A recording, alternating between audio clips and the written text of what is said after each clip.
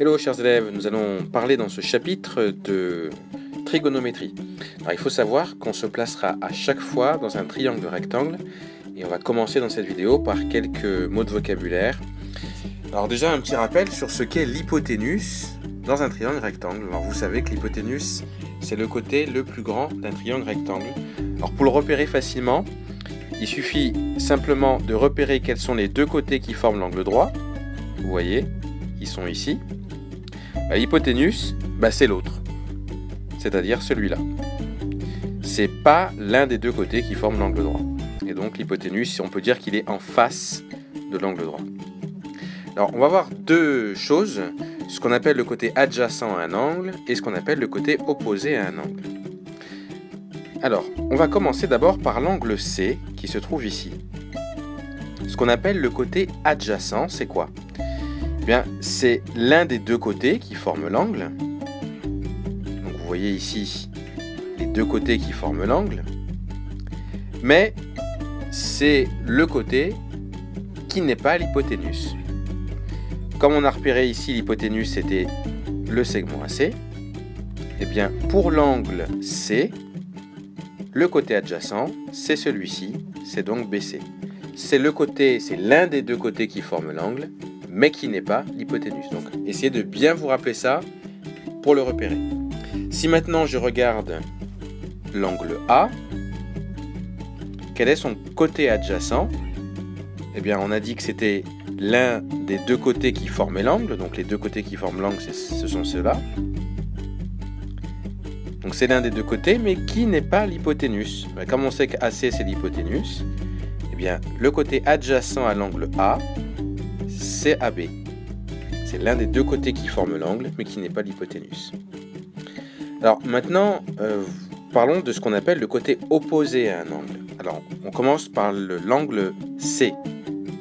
Quel est le côté opposé à l'angle ? Eh bien en fait, ça peut pas être l'hypoténuse, ça peut pas être le côté adjacent, donc c'est l'autre. Et en fait, on dit opposé parce qu'on a l'impression, quand on regarde ici l'angle, le segment AB, et quand on regarde aussi l'angle C, on a vraiment l'impression qu'ils sont opposés l'un à l'autre. Voilà, ils ne se touchent pas du tout. Même principe avec l'angle A, regardez ici. Eh bien son côté opposé, ça ne peut pas être AB puisque AB c'est le côté adjacent, ça ne peut pas être AC puisque c'est l'hypoténuse. Le côté opposé c'est celui qui est en face, c'est-à-dire BC.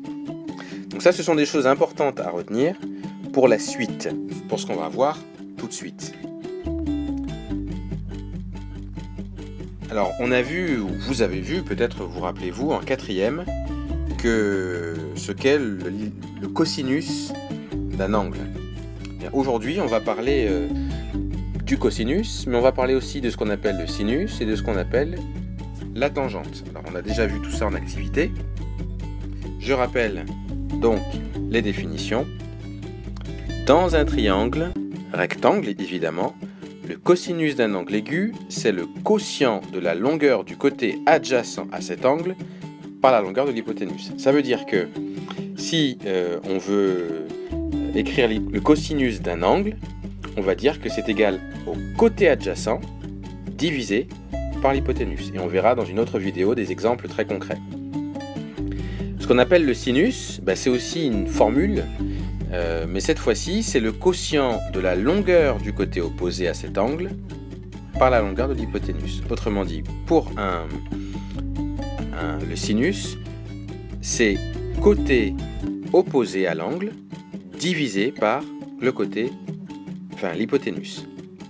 Et puis enfin, ce qu'on appelle la tangente, ça marche de la même façon que le cosinus et le sinus, sauf que là c'est le quotient de la longueur du côté opposé à cet angle par la longueur du côté adjacent à cet angle. Autrement dit, c'est la longueur du côté opposé divisé par la longueur du côté adjacent. Alors vous verrez que ces formules en fait nous aident à calculer parfois des angles et nous aident aussi à calculer des longueurs, mais ça on le verra dans une prochaine vidéo. Juste une remarque à bien retenir, c'est que le cosinus d'un angle, le sinus d'un angle, alors c'est juste les deux, le cosinus et le sinus, sont toujours compris entre 0 et 1. Toujours quand vous le faites à la calculatrice. Alors, peut-être un moyen mnémotechnique pour se rappeler de ces formules pour le cosinus, le sinus et la tangente. Alors, le moyen mnémotechnique que je vous propose, c'est ce que je vais écrire ici.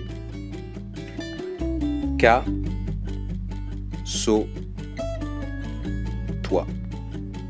Quand on le dit vite, ça fait casse-au-toi. Donc, ça rappelle ce que on pourrait dire, ce que vous pourriez dire à quelqu'un, par exemple.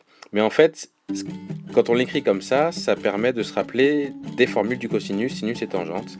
Alors, je vous l'explique. Le C, ça veut dire cosinus.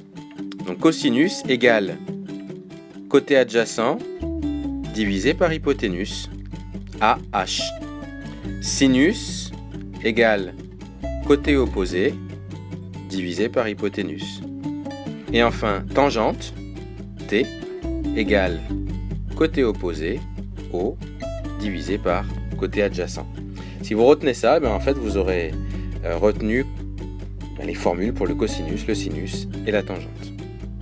Donc, je vous laisse maintenant recopier les quelques éléments qui sont ici et là.